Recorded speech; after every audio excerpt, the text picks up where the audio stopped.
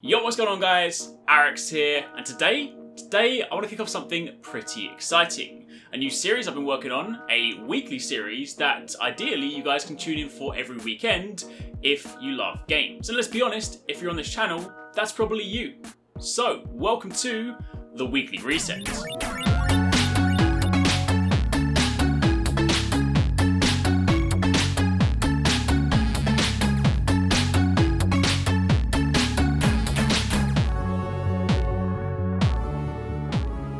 I'm going to keep this intro brief so we can get to the good stuff, but the idea behind this series is to turn this into our version of a gaming TV show. You can catch it every week, and in each episode we'll speak about some of the most recent gaming news or announcements. I'll chat about games that I've been playing recently outside of the ones that I cover on the channel, and we can check out some cool gaming tech. As this series evolves, there will likely be new segments added, challenges, events, maybe even giveaways, but to kick things off, we're going to focus on those first three.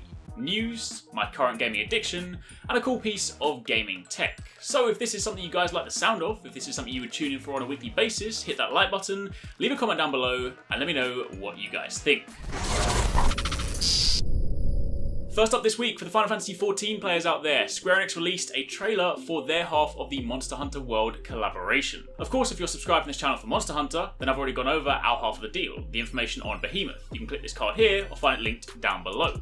But for the Final Fantasy players out there, our good old friend Rathalos is heading into your world. In order to take part in the event, players will need to be level 70, they'll have to have completed the Stormblood campaign, and there'll be two versions of this quest. There's the Great Hunt, which will require you be eye level 320, and it'll be for a party of 8 players. Meanwhile, there's an extreme version, which will require eye level 350 and only be for a team of 4. Rather interestingly, much like the Monster Hunter collaboration that incorporated some of the Final Fantasy mechanics into fights such as enmity, Final Fantasy is doing the same in this event quest. One of the main things being that Rathalos will actually ignore threat, so you don't have enmity that you can kind of build to hold the aggro of the monster. This means it's much more like a typical Monster Hunter quest where Rathalos will just die between party members, so you'll of course need to try and stay on top of that. Additionally, in the extreme version, you will be auto-raised if you die, but you'll only have 3 lives, so much like if you cart in a Monster Hunter quest, then if you die 3 times in this quest, it's game over. The rewards for completing this are this awesome Rathalos-inspired armor set. Now, this is actually quite cool. It's not just like the Rathalos armor taken from Monster Hunter, put into the game, kind of like how we got the Dragoon armor. This is actually a sort of reimagining. You'll also have an item for your house, which is the barbecue spit. You'll have 2 different minions. One of them is Puggy, one of them is a feline, and probably the coolest thing is a Rathalos mount. So if you guys want to be king of the skies yourself and take flight on this awesome mount, then this event goes live on August 7th and it will remain in game indefinitely. Now, do you guys remember a game called Granblue Fantasy Re? I did a video a while back going over everything we currently know. You can find that linked up here or down in the description box down below. It is an action RPG being co-developed by Games and Platinum Games. It looks incredible, but at the time of covering it, back then it was in development and there was no confirmed Western release. There was speculation that we'd be getting in the West, but it wasn't confirmed. However, in a recently released Destructoid interview, they had a presentation at E3 with Games, about an hour long. They went over 2 projects. They spoke about Granblue Fantasy Re, and they also spoke about a new game called Project Awakening. Not much to note about that right now, apart from it being 1% complete. It's going for a sort of photorealistic anime style, and it's looking like it's going to be a next-gen title. But more interestingly, Granblue Fantasy, while they weren't allowed to report on what they actually saw in the presentation, there were a few things they were able to speak about. And one of the most important things is confirmation that it is going to be localized for the West. In other words, this fantastic looking game is coming to the West. Still no date right now, but it's nice to actually have official confirmation from the Western marketing team that we will, at some point, be getting this game. Then next up, for those of you that never lost hope, No Man's Sky is finally getting multiplayer. The game first launched back in 2016, and despite promising so much, it unfortunately didn't deliver on all of those promises. That being said, I still had a really good time playing that game. I did a series on it, I played it for a fair bit, and I actually enjoyed exploring the world. But ultimately, it's one of those things that would have been so much more exciting if you had people to explore it with. Well, this week they dropped a brand new trailer for No Man's Sky Next. The update is a free update dropping next week on July the 24th, and it's going to be bringing multiplayer to the game. This update will allow you to team up with a small party of players, or you can find random people around the world and you can go exploring together. You can help your friends stay alive, or you can prey on the weak and then try and sabotage them while they're out there. You can build shelters or complex colonies, and these are shared with your friends. You can fight in space battles together, race these crazy looking exoskeletons, and also, given that this update is introducing third-person play, you can customize your appearance. Bear in mind, the game will still allow you to play in first person, but third person is now an option. Bases can now be built anywhere, on any planet, with a bigger increase to size limits, complexity, and there are hundreds of new parts being included. Additionally, for the first time, this will now be available on Xbox One. It originally launched on PS4, but next week, July the 24th, the game is coming out on Xbox One, and it's coming with this free update. So, if you want to explore the world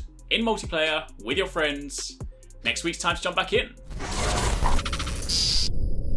Late to the Party is the part of the show where I get to talk about a game that I've been playing recently. It might not be new or current, it might have released a while ago, but when you spend a lot of your time making videos on games, you don't get to play everything. But one of the ways that I do get to catch up on things is on my Nintendo Switch when I'm travelling or I have some downtime, and thanks to a lot of games releasing recently on the eShop, it gives me a chance to check out some hidden gems. One of those hidden gems is Hollow Knight. If you guys have been following me on Twitter, then you know I've been raving about this all week long, tweeting non-stop. Honestly, I'm in love with this game.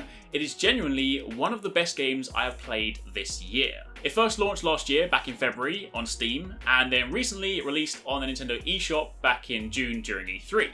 Now, this game goes for around $12 or £12, and honestly, there is so much content. I'm currently around halfway through, but everybody I've spoken to has said they've easily got around 40 to 60 hours out of this game, which is incredible. The Nintendo Switch version came with all the free DLC, and next month in August, they're dropping the final DLC pack, again, completely free. So there's even more stuff to do. It's a Metroidvania-style 2D platformer with Souls-like mechanics worked in. If you're unfamiliar with Metroidvania-type games, then typically you go off and you explore these expansive open worlds or maps, and you then venture through, taking on enemies, fighting bosses, typically getting to an area that you can't progress past because you need a certain skill, so you then go off and explore somewhere else completely, you obtain that skill, and you then work your way back through, backtrack, and explore areas that you couldn't previously access. Where the Souls-like mechanic comes in is that in-game, anytime you defeat enemies, you collect Geo, which is your currency, and if you die, you drop all of your currency, and you lose your soul. You then go back to your last resting place, which in the case of Hollow Knight is a bench. You then have to work your way back to your death location, reclaim your soul, and your money. The game is challenging, but in the right way. Combat is tight, controls feel great, and the bosses you fight present you with a good challenge. Much like any boss battle, it's all about learning the patterns. When you first fight some of them, it might be a little bit overwhelming, you'll probably die, you'll have to go back and then reclaim your soul again, but eventually it all starts to fall in place, you start to see the patterns, you start to see the openings, and when of course you finally do come out on top and you defeat it, it genuinely feels really good. But there's more to it than just the bosses. The world itself is incredible, and it's massive. Every area has its own unique theme and feel, complete with a wonderful soundtrack. Every time I venture down a new corridor, only to be led to a completely new area I haven't been to before, I have to stop and ask myself, how big is this game? As gameplay goes, you'll enter a new area, and at first you won't have a map, so you'll explore a little blind, just going wherever you feel like. You'll venture deeper and deeper, wondering exactly where you're going, and then you'll find little papers on the floor. You follow these, and you find yourself at the friendly map guy, who will then sell you a map for that area. Now, with this newfound knowledge, you can then see where you've been, you can go back and explore areas that you've missed, and ultimately work on clearing out that area before you move on and do it all again.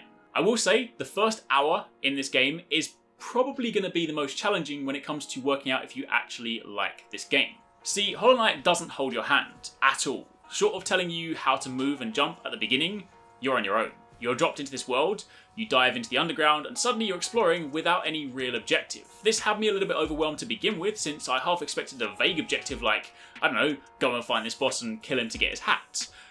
But there's nothing like that at all. I'd recommend the first things you do are kill enemies for money, buy yourself a map, then return to the shop to get yourself a quill, and the Wayward Compass. The compass shows your location on the map, and the quill will fill in any blank areas anytime you sit on a bench, and it'll basically kind of like fill in the map with the places that you've just been. When you get these, you suddenly begin to start enjoying the exploration. Suddenly you can work out where you've been, work out where you're going, and the puzzle pieces start to fall in place. You don't mind getting lost. Suddenly, every new tunnel, every corridor is an exciting new adventure. The last time I had this much fun exploring the unknown was genuinely when I played Zelda Breath of the Wild last year for the very first time. So honestly, I cannot recommend this game enough. If you like 2D platformers, Metroidvania or not, if you like a challenge, or you just appreciate great art direction and music, honestly, this game is well worth checking out. There is plenty of awesome gaming tech out there, and over the course of this series, I'll aim to check out some cool stuff. But today, I thought we'd kick things off by taking a closer look at an item I get a lot of questions about anytime I post pictures of my setup or my desk. And that is the Nintendo Switch Light Up Dock Shield. You can pick it up on Amazon for around $20 or £20, I'll link it down below, and it turns an otherwise bland and boring Nintendo Switch dock into something that stands out. I showed this off briefly during my setup tour, but today we're going to take a closer look. First and foremost, this is not a dock. This is literally just a base plate with LED lights in that your official Nintendo Switch dock sits on top of, and you then have one of two faceplates that you can put on the front, which when lit up look pretty damn awesome. As you can see, this is all it is. It's about 1 inch tall, about the same depth as the Switch dock itself, plus the additional space at the front for the plate, and it's USB powered, so the short USB cable can plug into one of the 2 spare USB slots on the side of the dock. On the back you have 3 buttons. The first one turns the lights on and off, the second one cycles between the colours, and the third one cycles between the modes. You can have the lights flash, pulsate, or gradually fade, but in truth, since my setup has a lot of red and black in it, I tend to prefer the static colour. It matches the Joy-Cons too. The product also comes with 2 faceplates. The one you see here is the Sheikah plate inspired by Zelda Breath of the Wild, and naturally, as a huge Zelda fan, that's my favourite one. But you do also have a Mario Odyssey plate too. Now don't get me wrong, I absolutely love Mario Odyssey, but the plate itself just isn't as cool as the Zelda one. There's too much blank space, you don't get the same cool light effect that you do on the Sheikah plate, but hey, if that's something you like, then it comes in the box. Now I picked this up back in January, I've been using it for a little over 6 months now, and it's remained on ever since. I don't turn it off when I go to sleep or when I go out, so as products go, I'm pretty damn happy with it. But that, my friends, is all we have time for this week. That was your first episode of the Weekly Reset. I really hope you guys enjoyed it. I really enjoyed making it, and hopefully this is something you guys can tune back in for on a weekly basis. Let me know in the comments down below what you thought of it. Let me know if there are other segments you'd like to see added in future episodes. As the series goes on, and it coincides with, say, events that I'm attending, there may even be opportunities to work in developer interviews, challenges, and maybe even giveaways. So if that sounds cool, then let me know.